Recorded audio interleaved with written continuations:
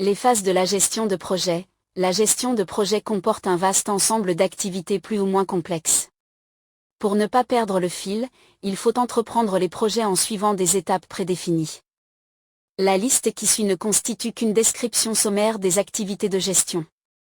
Nous élaborerons en détail tous ces points plus loin dans le manuel.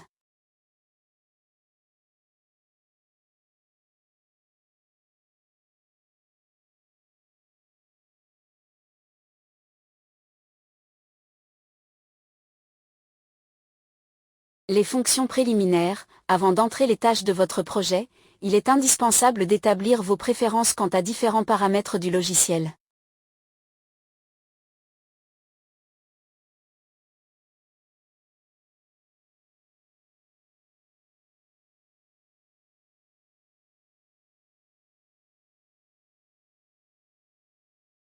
Définir les options. MS Project comporte une multitude d'options. Certaines d'entre elles doivent faire l'objet de modifications afin de correspondre aux exigences de votre projet. Par exemple, vous devez déterminer vos besoins quant au niveau d'aide à recevoir, au format de la date, aux options de calcul des prévisions, aux options d'affichage, etc.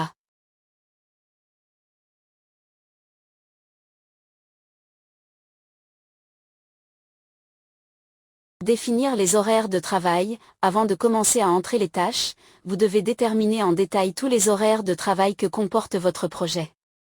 Les horaires sont définis à l'intérieur de calendriers qui tiennent compte des jours ouvrés et des jours chômés.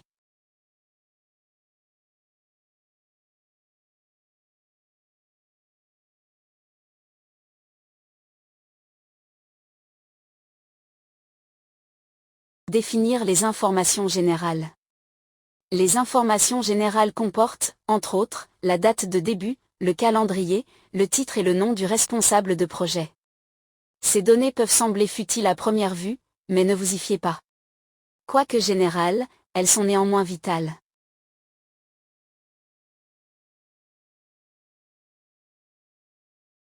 La planification. La planification est la phase la plus connue de la gestion de projet. C'est la phase de création et de développement du projet. On établit ici la liste ainsi que l'interrelation des tâches en tenant compte des objectifs à atteindre, des contraintes à respecter et des ressources disponibles.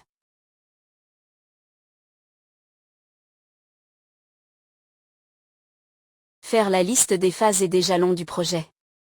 Les phases et les jalons, lorsqu'ils sont inclus dans un plan, donnent une idée claire et précise du travail à accomplir. Diviser un projet en phases aidera grandement les différents intervenants à comprendre rapidement les méthodes choisies pour atteindre les objectifs. Pour leur part, les jalons sont indispensables pour marquer les étapes importantes du projet.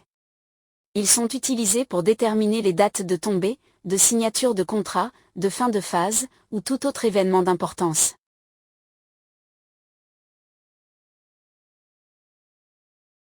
Définir les contraintes du projet. Une contrainte est un élément temporel à respecter pour une ou plusieurs tâches à l'intérieur d'un projet. Pour qu'une tâche soit définie comme contrainte, il faut que sa date de début ou de fin échappe au contrôle du gestionnaire. Par exemple, si une tâche doit être terminée avant la première neige, le déplacement de cette tâche devra être limité dans le temps par une contrainte. Il faut répertorier et identifier toutes les tâches contraintes du projet de façon que le calcul des prévisions soit le plus exact possible.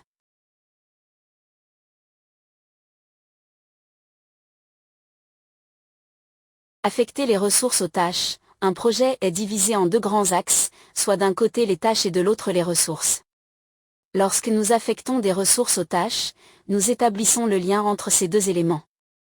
Ce faisant, nous déterminons par le fait même la faisabilité du projet selon les prévisions. C'est l'étape la plus rigoureuse de la gestion de projet, car c'est à ce moment que l'habileté du gestionnaire à jongler avec les calendriers, les ressources et les tâches rendra possible l'atteinte des objectifs.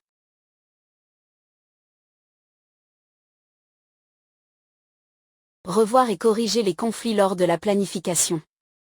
En gestion de projet, les erreurs de prévision sont appelées des conflits. Ces problèmes doivent être réglés immédiatement, car ils démontrent des incongruités par rapport au plan. La correction de ces conflits est une étape critique dans la bonne marche du projet. Elle doit être répétée chaque fois qu'une modification apportée au plan est source d'erreur.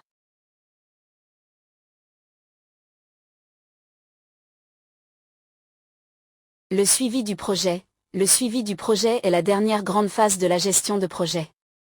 Il commence un peu avant le début du projet et se poursuit jusqu'à ce que celui-ci soit terminé. La responsabilité première du gestionnaire est de maintenir le cap sur la planification.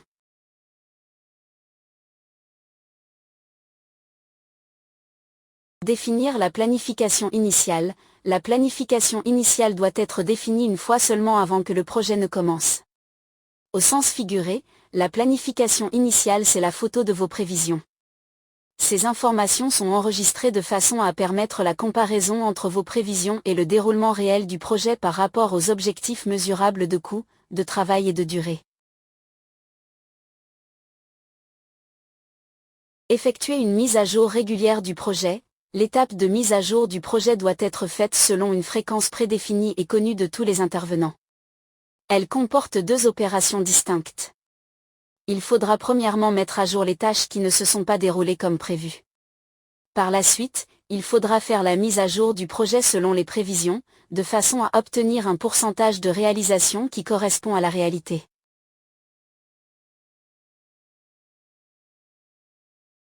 Revoir et corriger les conflits lors du suivi. Si des conflits se glissent dans le plan après les mises à jour, nous devrons examiner et résoudre ces problèmes de la même façon que nous le faisions au moment de la planification. La seule différence entre corriger un plan lors de la planification ou lors du suivi réside dans le fait que l'espace-temps où peut se situer la modification est de plus en plus restreint.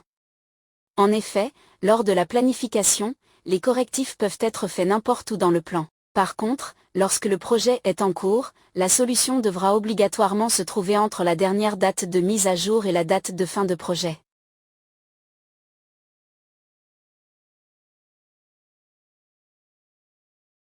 Imprimer les différents rapports. Les différents rapports peuvent être imprimés après que la mise à jour et les corrections sont faites de façon que vous puissiez garder une trace précise du déroulement de votre projet. Il vous sera utile de consulter ces informations lors de la planification de projets ultérieurs.